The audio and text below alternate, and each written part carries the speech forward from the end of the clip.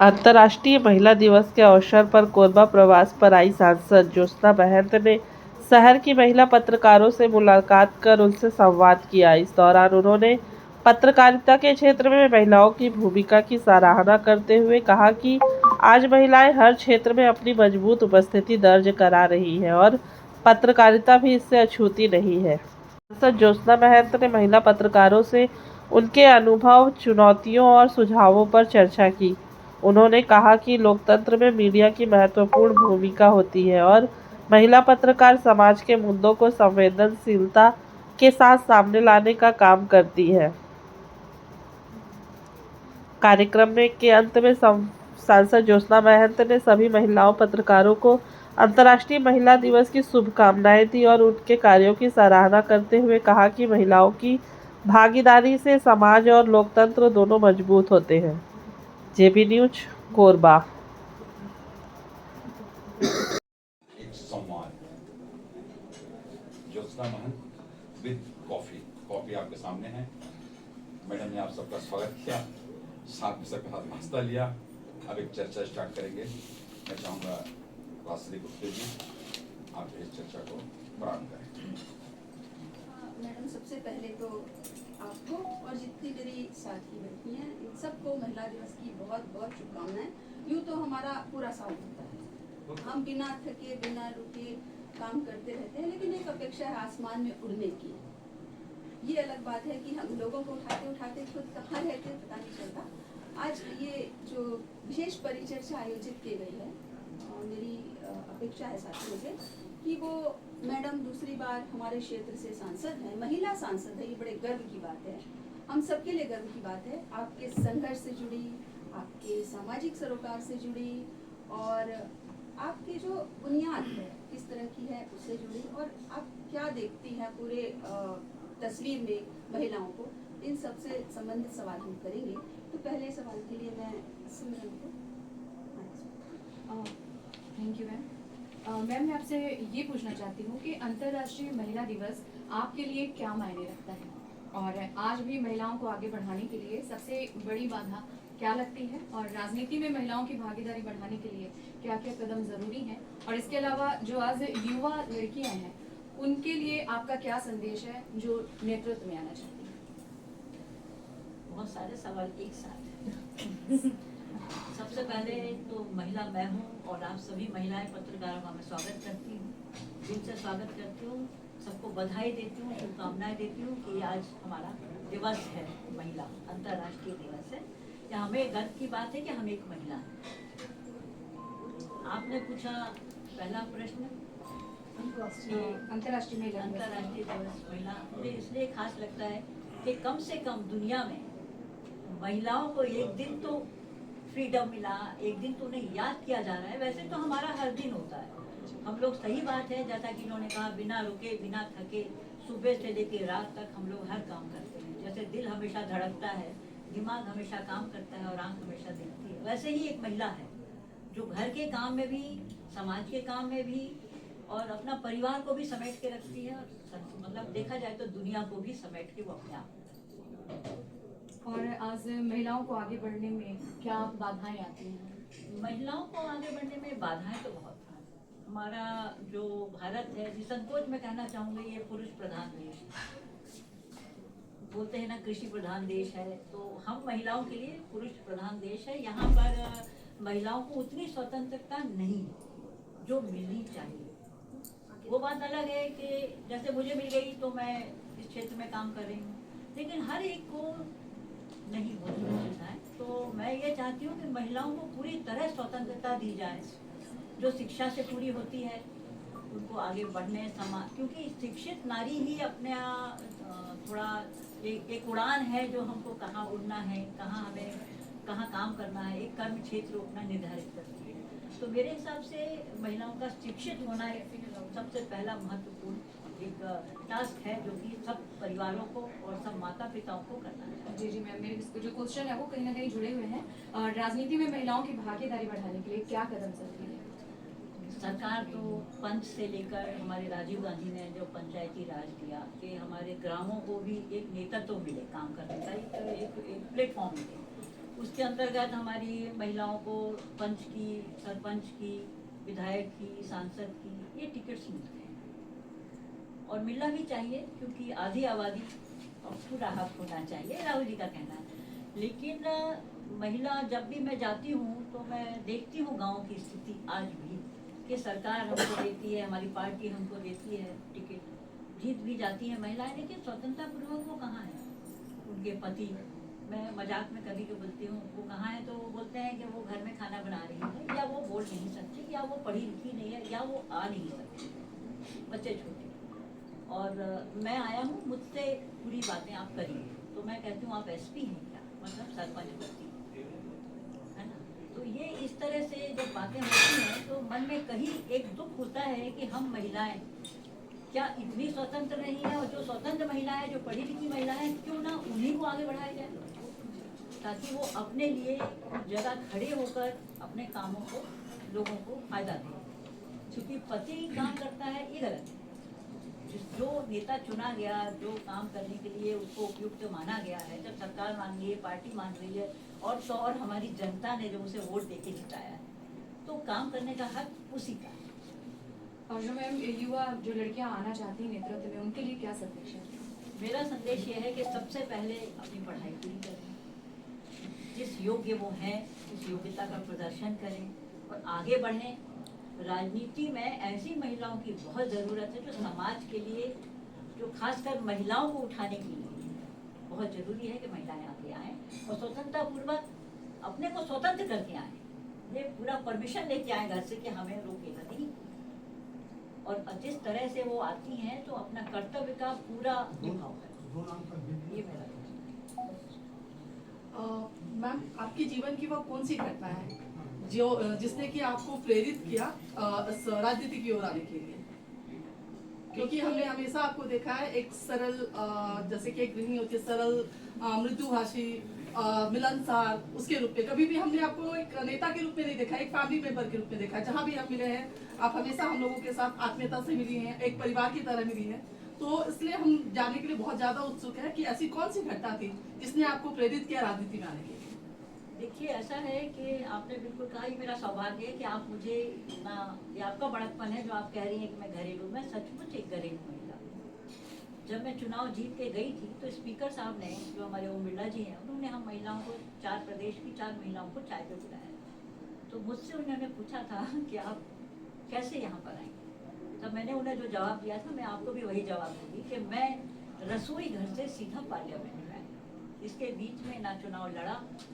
हाँ, ये बात अलग है कि मैंने समाज का काम किया, चुनाव प्रचार किया, और जब मैं, जहाँ मैं पैदा हुई वो पॉलिटिकल तो था ही नहीं, वो नॉन पॉलिटिकल थे, हम लोग सर्विसमैन थे। दूसरे मेरे दादा फ्रीडम फाइटर थे। प्रथम जो विश्व युद्ध हुआ, द्वितीय विश्व युद्ध हुआ, उसमें वो शहीद हुए हैं। और हमारे यहाँ मिलिट्री रूल में हम लोग पले हैं, 5 बजे उठो, घर का काम खुद करो, रात में जल्दी सो। इस वातावरण में हम लोग रहे। और शादी होने के बाद जब हम अपने राजनीतिक परिवार में आए, क्योंकि हम लोग आर्य समाजी, सभी धर्म को मानने वाले हमारे पिताजी थे, उन्होंने हमें यही सिखाया कि कोई छोटा बड़ा नहीं है। तो उसको लेके हम वहाँ पर थोड़ी थोड़ी छोटी छोटी सी लोगों की समस्याओं का निदान करते थे, हमारे पिताजी भी और हम भी। तो शुरुआत बीज बोया गया यहीं से हमारे दिल में कि दूसरों के लिए काम करो। और मैं क्लास 1 से लेके मेरे हिसाब से MSc तक कोई ऐसा समय नहीं हुआ जहाँ मैं क्लास की कहना चाहिए मॉनिटर मैंने ना किया। और मैं यूनिवर्सिटी में गर्ल्स रिप्रेजेंटेटिव भी बनी थी, भोपाल यूनिवर्सिटी, बरकतुल्ला के नाम से। तो मैं गुणों को तो नहीं जानती कि ये मेरे में नेता गुण है, मैं नेता नहीं बनना चाहती, लेकिन मेरे में एक ख्वाहिश थी कि मैं किसी भी तरह से लोगों के कुछ काम आऊँ, छोटा से छोटा काम। कोई बीमार है तो उसको अस्पताल में दिखा दिया, कोई रास्ते में एक्सीडेंट हो गया तो उसकी सेवा कर दी। कभी कभी छोटे मोटे ऐसे काम कर देते थे तो हमारे पिताजी कहते थे, अरे वाह तुमने इतना बड़ा काम कर दिया, और हमें लगता था छोटा सा काम। अब जब शादी हुई तो हमारे ससुराल में जो हमने देखा कि यहाँ पर एक मेरे मन में एक बहुत ये था विचार कि नेता लोग अच्छे भी होते हैं। मैं समझती थी कि कि ये लोग अच्छे नहीं होते, ये जनता को परेशान करते हैं। ये मेरे मन में धारणा थी। लेकिन जब यहाँ आई, जब बाबूजी के बारे में सुना, ससुर जी के विशालदास महंत जी के बारे में, फिर जो मेरी सास थी उनको मैंने देखा कि महंत जी मैं एक बात और मजाक में कहती थी, कोई कह रहा था कि आपकी शादी कब हुई, तो मैं ये कहती थी कि मेरी सगाई हुई थी किसी और से और शादी हुई किसी और से। क्योंकि जब मेरी सगाई हुई थी तब ये नायब तहसीलदार थे, पीएससी से ये आए। तो मैं तो नायब तहसीलदार की भी बनने वाली थी। लेकिन 6 महीने बाद जब मेरी शादी हुई, 7 महीने बाद, तो ये उस समय विधायक बन चुके थे। तो मैं बड़ी थोड़ी अंदर से परेशान रहती थी कि ये तो गलत हो गया। लेकिन मतलब नेता को आप पसंद नहीं करती थी और अपने नेता से मेरी माँ शादी हमेशा कहती थी, देख जो पसंद नहीं करती ना वही तेरी किस्मत में मिलता है। तो मैं जब यहाँ आई तो मैंने देखा कि मेरी जो सासू माँ थी वो इनके एब्सेंट में, कि जब ये कहीं सुबह से चले आते थे तो वो अनजान लोगों को भी इतनी आत्मीयता से मिलती थी कि जैसे वो बरसों से जानती हो। मैं कभी कभी पूछती थी कि दाई इनको आप जानती थी क्या? बोले नहीं। तो मिलना, बिठाना, चाय पानी कराना, उसका आने का कारण पूछना, कि कागज ले लेना और कहना मेरा बेटा आएगा तो दे दूँगी। ये तो मैं ऐसा समझती हूँ कि प्रथम गुरु मेरी वही है राजनीति की। मैंने उन्हीं से सीखा, उन्हीं के साथ बैठ के मैंने ये सीखा। अब आप लोगों को तो पता है ये चुनाव नहीं लड़ना चाहते थे, स्पीकर बन गए थे विधानसभा के। जब टिकट वहाँ से आई तो इन्होंने रिफ्यूज़ किया कि हम नहीं बनना चाहते। ले दे के यहाँ लोगों ने मांग कर दी, क्योंकि इनके पीछे पीछे आके मैं यहाँ घूमती थी। शायद आप लोगों में से किसी को पता होगा कि मैं यहाँ मेरे हिसाब से 97 से यहाँ घूम रही हूँ, 97-98 से। जयसिंह भैया का भी प्रचार किया था मैंने जब ये विधानसभा में विधायक बनने के लिए आए थे, हिसाब से उसी समय आए थे 99 ऐसा कुछ मुझे लग रहा है। और विधानसभा में जाती थी, कोई बुलाता था तो हम लोग प्रचार एक प्रचारक के रूप में थी कि आ जाओ कांग्रेस का प्रचार करो। और इसलिए यहाँ के लोगों ने सोचा होगा कि ये है ऐसी तो इसको इसी को बना लेते हैं। तो इन्होंने मांग की और ऊपर से सुनी गई। आदरणीय सोनिया जी अध्यक्ष थी, उन्होंने मुझे टिकट दे दिया। तो ये सौभाग्य है कि आप सब लोगों ने की दुआओं से, यहाँ के लोगों से मैं जीत भी गई। ये हम सभी का सौभाग्य है कि आप हमारी नेत्री हैं। ये हम सभी कोरबावासियों का सौभाग्य है। ऐसा नहीं है, मैं सौभाग्यशाली हूँ कि मुझे काम करने का एक प्लेटफॉर्म, मैं नेता नहीं समझती अपने आप को। मैं कांग्रेस की एक सिपाही या कार्यकर्ता के रूप में काम करती हूँ। मुझे लगता भी नहीं है कि मैं सांसद हूँ। कभी कभी इनके पापा मुझे कहते हैं कि तुम सांसद हो, तुम समझो। और मैं सोचती हूँ कि मैं क्या समझूँ। मैं तो वही खाना बनाने वाली एक महिला हूँ जो एक आम महिला होती है। वो ऐसा करती भी हूँ मैं, शायद आपको मेरी किसी भी सदस्य से घर के सारे काम। और मैम जैसे समाज में राजनीति में कहा जाता है कि महिलाओं को आगे आना चाहिए, महिला नेत्री और ज़्यादा होनी चाहिए, लेकिन दिखता नहीं है। जब टिकट की बात आती है या फिर नेतृत्व की बात आती है तो हम महिलाओं को कहीं ना कहीं पीछे छोड़ दिया जाता है। तो आपको नहीं लगता कि हम महिलाओं के लिए राजनीति या किसी भी क्षेत्र में आगे बढ़ने के लिए बहुत संघर्ष करना पड़ता है? तो क्या ये आपके साथ भी था? नहीं, मैंने तो कोई संघर्ष ही नहीं किया। मुझे तो घर बैठे टिकट मिल गई और महान जी ने मुझे जितवा भी दिया, क्योंकि मैं इतनी ज़्यादा पारंगत नहीं हूँ नेतागिरी में। लेकिन ये जरूर है कि शायद दूसरी बार जब मैं जीती तो शायद लोगों ने मुझे समझा या मुझे जाना या मेरे को पहचाना। तो महान जी को बहुत आसान भी हो गया कि मैं जीत भी गई, लोगों से ना कुछ हो गया होगा। लेकिन सवाल ये है कि महिलाओं को मौका तो ज़्यादा है। इसके पीछे वही मैंने कहा, पुरुष प्रधान देश है ये। हर जगह महिलाओं को कमज़ोर बताया जाता है, ये क्या जाने, इनसे बात मत करो, ये नहीं जानते। जबकि मेरा अपना आकलन है कि महिला पुरुष से ज़्यादा अच्छा काम ज़्यादा ये ज़्यादा समझती है, क्योंकि वो उन परिस्थितियों से गुजर चुकी है बचपन से लेकर और अब तक। अपने परिवार को संभालती, बच्चे संभालती, जो स्ट्रगल करता है ना वो उस चीज़ की कदर करता है और उसको समझता है। हमको जो मिला है वो किस्मत से मिला है, ये सोच कर हम खुश हैं। और लोगों को शायद संतुष्टि मिलती है या नहीं, लेकिन किसी को एक बार मुस्कुरा दो, किसी के छोटे से काम के परेशानियों को सुलझा दो, मेरे हिसाब से इससे अच्छा काम खुद में तो है ही नहीं। ये मेरा धर्म यही है कि कर्म। मैम वैसे आपने बहुत अच्छा बोला। अब चूंकि बात हो रही थी महिलाओं की राजनीति में आने की, देखा जाए हम ऐसे देश में रहते हैं, स्वतंत्रता के बाद से आज तक में हमारे जितने प्रधानमंत्री हुए, शायद सबसे मजबूत प्रधानमंत्री श्रीमती इंदिरा गांधी जी ही थी, जिनके समय में बहुत ज्यादा उन्होंने अंदर बाहर सब तरफ की लड़ाई लड़ी और जीती। और उसके बाद भी आज के समय में देखा जाए, जब हम पार्लियामेंट का चैनल देखते हैं, हम पार्लियामेंट्री डिबेट्स देखते हैं या हम नेशनल प्रेस कॉन्फ्रेंसेस देखते हैं, तो हमें लगता है कि हमारे पार्लियामेंट में इतनी फीमेल एमपी होने के बावजूद राष्ट्रीय स्तर पे उतनी बड़ी कोई नेता शायद सोनिया गांधी जी के बाद हमें देखने को नहीं मिली। तो इस बात पे आपका क्या कहना है? आप वहाँ पे हम सबको रिप्रेजेंट कर रही है, तो पार्लियामेंट में आपको क्या महसूस होता है? क्योंकि हमें देख के ऐसा लगता है कि हमारी रिप्रेजेंटेटिव्स वहाँ होते हुए भी उनके साथ उनको उस तरह का मौका नहीं मिल पाता है। तो क्या है, और पिछले 5 सालों में, पिछले 10 सालों में आप रही हैं, तो स्वरूप किस तरीके से बदला है इस चीज का? क्या अच्छा बुरा आपका अनुभव हम जानना चाहते हैं। देखिए, मुझे ऐसा लगता है कि हम लोग विपक्ष में हैं, बोलने नहीं जाते। बजट पे मैंने बोलने की इच्छा जाहिर की, हमारी पार्टी ने भी हमको ओके कर दिया। मैंने लेख लिखा, 4 दिन मेहनत की, हम लोग को वहाँ बोलना एक एक शब्द लगा। यहाँ तो हम कुछ भी बोल दे रहे हैं मजाक में, लेकिन वहाँ हमें बहुत सही होके और बहुत डिफिकल्ट है बोलना कि हमारे मुँह से एक शब्द भी गलत ना निकले, सब रिकॉर्डिंग होती है। लेकिन उसके बाद भी टाइम नहीं दिया गया, नहीं बोला। कहीं ना कहीं दुखी हो गई। राहुल जी का भी ये कहना है कि महिलाओं को आगे, वो हमेशा महिलाओं को आगे रखना चाहते हैं, लेकिन हम लोग आगे चाहते तो है बढ़ना, लेकिन मौका नहीं मिलता। और आपने देखा है लोकतंत्र का इतना बड़ा मंदिर, दुख होता है जब वहाँ पर धर्म की बात होती है, वहाँ पर आते साथ ही मोदीमय हो जाता है, दुख लगता है। आप लोगों ने शायद टीवी में वो चीज़ें नहीं देखने को मिलती जो हम देखते हैं।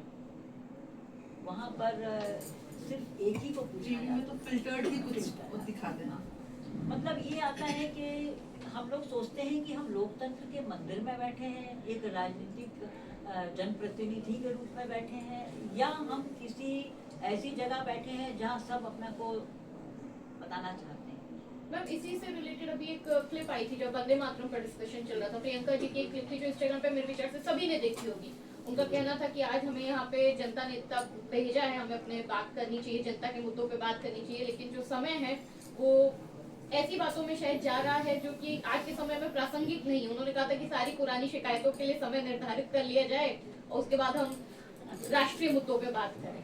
तो क्योंकि वंदे मातरम हमारा राष्ट्रगीत है, ये सब जानते हैं, और वंदे मातरम कितना गाते हैं ये भी हम सब जानते हैं। जो हमारा जनता को सरल सुगम हिंदी में जो गा सकते हैं, संस्कृत हमारे हर कोई गाँव वाले नहीं गा, मगर वंदे मातरम हम कहते हैं कि वो लोग भी नहीं गा, हम भी नहीं गा पाएंगे। जो हम 2 स्टैंजा गाते हैं, और ये मेरा भी सौभाग्य है कि वंदे मातरम से ही ज्योत्सना मेरा नाम लिया गया था, मेरी मौसी। तो मैं जब गाना होता है, मैं अपने आप को गर्व महसूस करती हूँ कि देखो मैं इतनी छोटी आदमी हूँ और उसमें मेरा नाम है।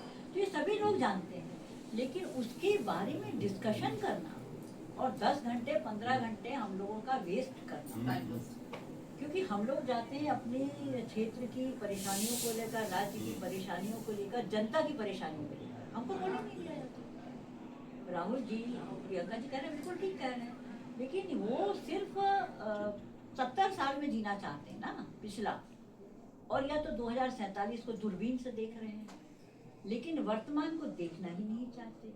मेरा ये एक सोच है कि जो वर्तमान में नहीं जी पाया वो भविष्य में क्या जीना। मेरा अपना सोच है कि वर्तमान पहले आज काल करे सो आज का, राज करे सो अब। ये क्या कह रहे हैं, अभी तो पढ़े हैं बरसों, ये नहीं होना चाहिए। मेरे हिसाब से इनको अभी देखना चाहिए कि हमारी क्या परेशानियां हैं, क्या हमारी जनता की मांग है, क्या हमारे प्रतिनिधि जो आए हैं इनको बोलने दिया जाना चाहिए।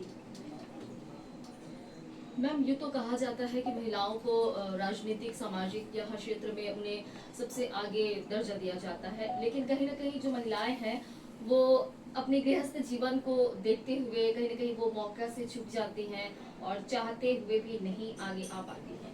तो इस हिसाब से मैं आपसे ये जानना चाहूँगी कि आप अपने इस क्षेत्र में पहुँचने तक आपने गृहस्थ जीवन को भी अच्छे से संभाल के रखा हुआ है, तो इसका आप महिलाओं को क्या मंत्र देंगे?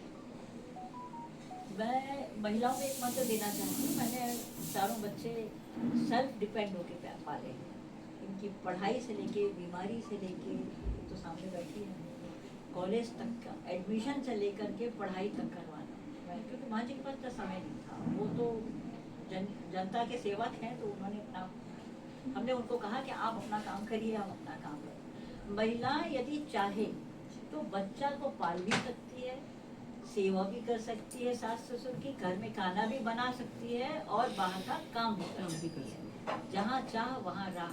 तो मैं हर महिला को ये कहूँगी कि टाइम वेस्ट ना करें अपना, वो अपने कामों को, घर गृहस्थी को करते हुए भी हम समाज की सेवा कर सकते हैं, तो हमें करना चाहिए। मुझे तो मौका नहीं मिला, अब मिल रहा है, तो मैं बच्चों को भी देखती हूँ, इनके बीमारी में या कुछ होता है तो इनको दौड़ के भाग के जाती हूँ। मेरी बच्ची का भी ऑपरेशन था अमेरिका में, गॉल ब्लैडर का, तो मैं वहाँ 10 दिन के लिए गई थी उसकी सेवा करने।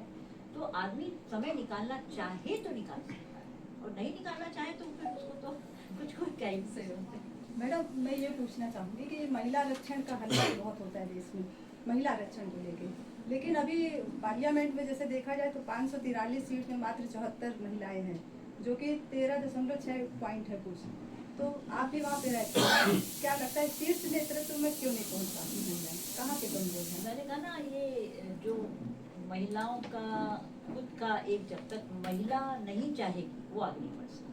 मुझे ऐसा नहीं लगता कि पुरुष रोकता है महिला को। मैं यहाँ तक सोचती हूँ, स्वतंत्र होकर जीना वो शुरू से सीखे, वो समाज को सुधारने का शुरू से सीखे, और जो वो बनना चाहती है वो बन के दिखाए। आज शक्ति इतनी है महिलाओं की, वो कोई कमजोर नहीं है। वो क्यों कहती है कि हमें सुरक्षा दो? हम तो नहीं मांगते सुरक्षा, क्यों मांगते हो सुरक्षा? अरे आपके पास यदि कोई गलत काम होता है तो आप उसे खुद लड़ो ना, आप कहाँ कमजोर हो? जब हम दूसरे एक अपने ही जैसे स्वरूप को जन्म दे सकते हैं, भगवान के बाद महिला का नाम आता है, जो खुद का अपना स्वरूप कोई नहीं कर सकता दुनिया में। चलिए, वुमेन्स पावर की आज बात कर रहे हैं, तो कभी ऐसी भी कोई वहाँ पे पार्लियामेंट में दिखा है कि एक नारी सब पे भारी, कोई मुद्दा ऐसा उठाए हो? थोड़ा सा उसको भी आपने देखा नहीं, कई बार। 6-7 महिलाओं ने प्रधानमंत्री की ऐसा सीना जो है वो 4 इंच का कर दिया। किस्सा तो थोड़ा- सुना कि नहीं सुना? इतना बड़ा प्रधानमंत्री लोकतंत्र के मंदिर में, पार्लियामेंट में, जहाँ की मार्शल है, जहाँ पर की सारी उनका मिलिट्री लगी हुई है बाहर, वो असुरक्षित हो गया सिर्फ 5-6 महिलाओं से, और कुछ नहीं किया उन लोगों ने। एक बैनर लेके तो खड़ी थी, कुछ तो नहीं किया। ना किसी के पास कोई हथियार था, ना कोई गाली दे रहा था, ना कुछ कर रहा था, वो डर गए महिलाओं से। शक्ति वाली तो है, ये तो मानना पड़ेगा। जब देश का 56 इंच का सीना विश्व गुरु हार सकता है महिला 5 महिलाओं से, तो हम भारत की सारी महिलाएं एक हो जाए तो क्या नहीं कर सकते। अच्छा, किस्मत वाली महिला कौन है मैडम, जो सेल्फ डिपेंड है या पति पे डिपेंड है, जो रानी की मेरे तरह हिसाब रखे? से पति पे डिपेंड होना बुरा नहीं समझती मैं। गाँव में ऐसा नहीं है, पति तो परमेश्वर है हमारी भारतीय स्त्रियों के लिए, ठीक है, लेकिन पति अपनी जगह, और अपन अपनी व्यक्तिगत देखा जाए सोच और व्यक्तिगत स्वतंत्रता, ये मैं सोचती हूँ कि महिलाओं को अपने सोच विचार से स्वतंत्र होकर काम करना चाहिए। मैडम, दूसरा सवाल मेरा है, यहाँ आपने बताया जैसे आपने रसोई को भी बखूबी संभाला और वैसे ही राजनीति को भी। इन यहाँ का जो सफ़र है रसोई से लेकर राजनीति तक, इसमें आपको कितनी बड़ी बड़ी चुनौतियों का सामना करना पड़ा, या कुछ ऐसी कोई बड़ी गलती जो आज भी आपको याद रहती है? मेरे हिसाब से गलती तो मैंने कुछ नहीं की।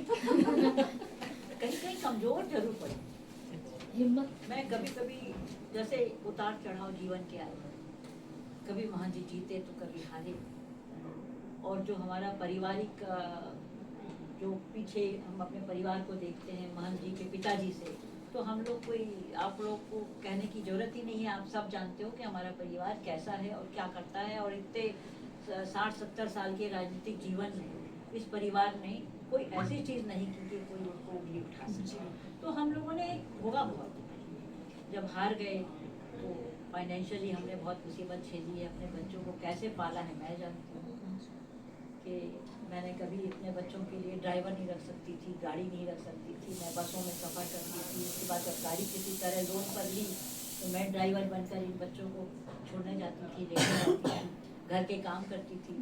5 बजे सुबह से मैं लड़की को पढ़ाने के लिए, जो कोचिंग होती है उसे 5-6 बजे जाती थी, तो 5 बजे उठ के टिफिन बनाती थी। मैंने सफ़र बहुत किया, लेकिन आनंदमय किया, उसमें भी आनंद लिया, हर चीज़ बोलिए। लिया मैंने। एक सवाल मेरा है वैसे तो महिलाओं का आज वुमेन्स डे है तो बहुत सारे समझौते करने पड़ते हैं, कहीं छोटा कहीं बड़ा। आप राजनीति में आई हैं तो कुछ ऐसे डिसीजन या समझौते करने पड़े हैं जिससे आपका दिल संतुष्ट नहीं हुआ और वो करना पड़ा। कभी कभी होता है, जैसे अब इसकी बेटी का जन्मदिन है, नानी आप आना, नहीं जा पाई। ये बीमार है, मालूम है कि कुछ नहीं कर पा रही है, तो दूसरों से कह के, अपने भाई से बोल के कि भाई उसको देखो, डॉक्टर को दिखा दो, उस समय ना जाना, ना जा सकना, क्योंकि मैं यहाँ काम कर रही हूँ। मेरे लिए तो ये सबसे बड़ा परिवार है जो कोरबा लोकसभा क्षेत्र है, और उसके बाद मेरा परिवार आता है। मैं यही कहूँगी कि कर्म क्षेत्र को प्रधानता दो।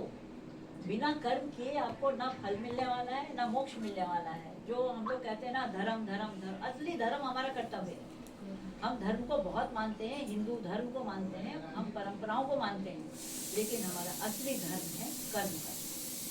अपना कर्म करो और आत्म संतोष पाओ। सबसे बड़ी संतुष्टि हमको मिलती है दूसरे जब हंस के बात करते हैं।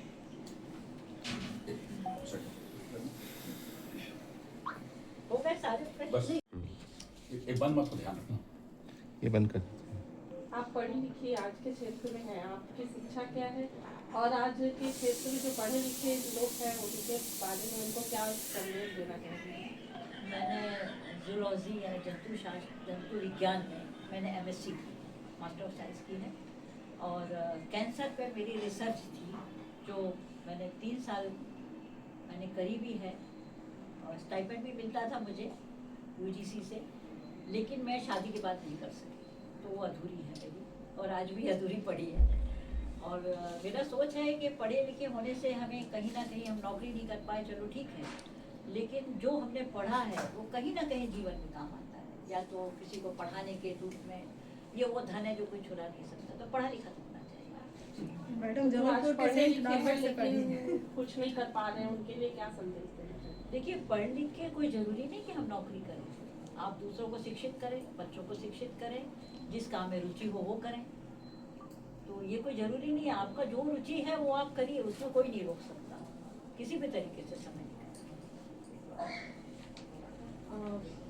मैम, आज के समय में हम लोगों को अपने घर में भी 100% देना है, काम में भी 100% देना है, लेकिन इस बीच में मानसिक तनाव जो महिलाओं पे सबसे ज़्यादा हावी होता है, उससे कैसे बचें? कोई अच्छा संगीत सुन के, कोई आपको अच्छी चीज़ जो आपकी हॉबी हो वो आप करिए। मेरी पेंटिंग हॉबी थी, हालांकि मुझे आता कुछ नहीं है, लेकिन रंगों को बिखेरना, कुछ भी पेंट करना, वेस्ट प्रोडक्ट से कुछ भी बनाना, ये मेरी कुछ बातें हैं जो आज भी मिस्त्री में बोलती हूँ, करती रहती हूँ। एग्जीबिशंस भी मेरी बहुत लगी हैं, ऐसा नहीं है, लेकिन आज वो समय नहीं मिलने से या तो अच्छी किताबें पढ़िए, कहीं अच्छे विचार सुनिए। मैं शिवानी को सुनती हूँ, मेरी पसंदीदा वो जो बातें कहती हूँ उसको, शिवानी ओम शांति वाली, ओम शांति वाली मैं नहीं हूँ, बाकी मैं उसको सुनती हूँ, मुझे पसंद है। तो कुछ चीज़ें आप अपना करिए, आप जिसमें गाना लगाइए, आप गाना लगा के आप खाना बनाइए, देखिए आपको क्या मज़ा आता है। मैं करती हूँ ये सब काम, गाना सुनते हुए आप कोई काम करिए। सबसे बड़ी बात है, दुख तो हर जगह है, दुख की कोई कमी नहीं है, लेकिन सुख भी हमेशा नहीं रहता है, इसलिए दुख को ही गले लगा के रखो, खुश रहो।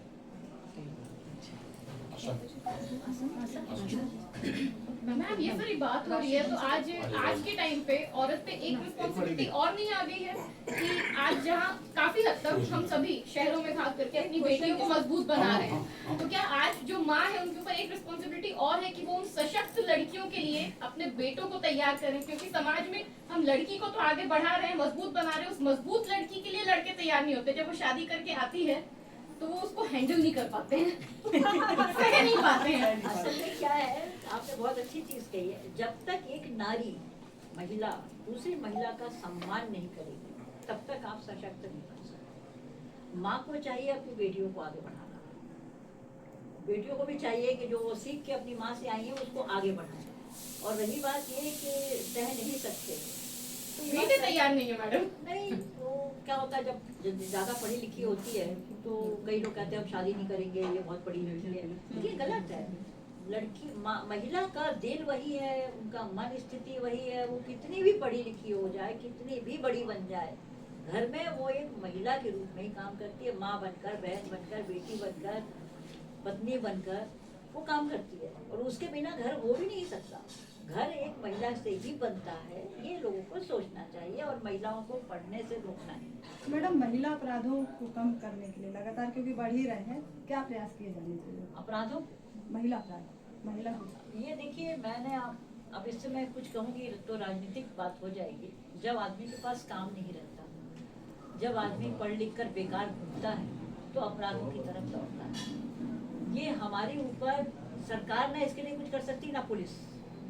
ये समाज सुधारने का काम केवल महिला कर सकती है। आपके बच्चे हों, लड़के लड़कियों को आप बचपन से समझाइए कि लड़का क्या कर सकता है, कैसे रह सकता है। जैसे तुम्हारी बहन है वैसे और भी लड़कियां हैं, तो आप आप डालिए अपने परिवार में। भाई हर लड़का तो नहीं छेड़ता ना लड़कियों को, भी अपराध नहीं करता। अपराधी वो करते हैं जिनके या तो माँ बाप ने छूट दे रखी है, या तो उनके पास काम नहीं है, या वो फिर नशा।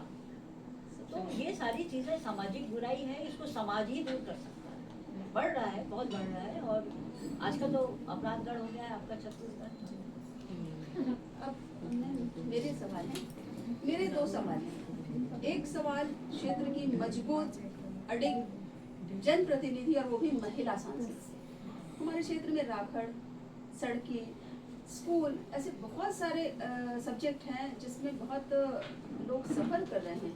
आप 2 बार से सांसद हैं पिछले, क्या आपने किया? बहुत संक्षिप्त में चाहूँगी जवाब, क्या आपने किया? आगे आपकी क्या कार्य योजना है? और जो दूसरा एक अनौपचारिक सवाल है, ये इसके बाद पूछूंगी मैं आपसे। देखिए, राखड़ की समस्या बहुत पुरानी है। यहाँ राखड़ की समस्या बहुत पुरानी है और मैंने इसके लिए, प्रदूषण के लिए मैंने पार्लियामेंट में बोला कि क्वेश्चन भी उठाया। ये समस्या को कैसे सुलझाना चाहिए, इसमें एक चीज़ मैं कहूँ, नेता काम करता है सुझाव का देने का, लिख के पत्र करने का, इधर उधर पत्रकारों से बोलने का, या पार्लियामेंट में बोलने का, या जुरावर में उठाने का। लेकिन मेन काम करता है एक अधिकारी। हमारे अधिकारियों को चाहिए कि वो जिसके लिए बने हैं, चाहे वो कलेक्टर हो, चाहे वो एसपी हो, चाहे वो सीओ, वो अपने अधिकार क्षेत्र में रहकर काम करें। तो मैं चाहूँगी कि जिस दिन अधिकारी लोग हमारे सपोर्ट में काम करने लग गए, उस दिन जनता का कोई काम बचेगा नहीं। अब दूसरा सवाल बिल्कुल अनौपचारिक है। हाँ, ये सवाल गृहिणी ज्योत्सना महंत से है मेरा। मैं आपसे ये नहीं पूछूंगी आप आम कैसे खाते हैं लेकिन मैं आपसे ये जरूर पूछूंगी कि आपकी रसोई में ऐसा क्या स्पेशल पकता है जो आपके पूरे परिवार को बहुत भाता है और वो आपके हाथ का बना? वो मेरे यहाँ ये बात तो बहुत डाइवर्सिटी है इसमें। किसी को कुछ, किसी को कुछ, किसी को कुछ। मोहन जी को बिना मिर्ची के, बिना तेल के, मतलब बिल्कुल सादा खाना पसंद है। पताल की चटनी मिल जाए या तत्काल आलू, उन्होंने एक नाम दिया है। तो मैं हमेशा क्या करती थी, जब कुछ नहीं मिलता था तो आलू की कुकर में 2 मिनट के अंदर ही कहते थे कोई आ रहा है खाने को, तो बना देती। तो उसका नाम रखा तत्काल आलू की सब्जी। तो वो उन्हें पसंद है, वो बना देती हूँ। इन्हें मेथी मलाई, मटर मलाई मेथी पसंद है, और जिस बच्चे को जो पसंद है मैं वो चीज़ बनाती हूँ। और मेरी लड़की बैठी, मुझे पूछ लो, किचन में तो मैं मास्टर हूँ, कहना नहीं चाहिए, आप खुद ही बनवा लें। ये आज का जो संवाद था हमारी सारी महिला पत्रकारों के साथ आपका, ये बहुत खूबसूरत, बहुत अच्छे सवाल आए, बड़े अनौपचारिक औपचारिक दोनों आए, और बड़ी खुशी हुई आपसे बात करके। और महिला दिवस की आपको बहुत बहुत बधाई। मैम, एक बात मैं और कहना चाहती हूँ, आज महिला दिवस है। मैंने ऐसा विचार किया है और मैंने एक लोगो भी बना लिया है, एक रडार न्यूज़। अच्छा, रडार न्यूज़ है, इस रडार पे सारे रहेंगे, और उसमें एक खासियत ये है कि सारी महिला जो है उससे जुड़ी रहेंगी। हम पुरुषों को देखेंगे, महिला पत्रकार रहेंगी और वही प्रतिनिधित्व करेंगी। तो बहुत जल्दी हम इसके लिए भी आपसे संपर्क करेंगे। हो सकता है बहुत जल्द आपको एक फीता काटने आना चाहिए। मैं आ जाऊंगी, लेकिन एक चीज मुझे बहुत अच्छी है, रडार शब्द आपने निकाला। सारे रहेंगे तो रडार वो में। सारी महिलाएं आपकी रडार में आ जाएंगी जो कि छुपी हुई हैं, जिनको कार्य क्षेत्र नहीं मिल रहा है, या जिनके पीछे में कोई खड़ा होकर उन्हें रोक रहा है, वो रडार में आ जाएंगी। तो बधाई हो आपको रडार में महिलाओं को लाने के लिए। और मैं खुद चाहती हूँ कि महिलाओं का सम्मान करें और महिला दिवस हर दिन मनाएं।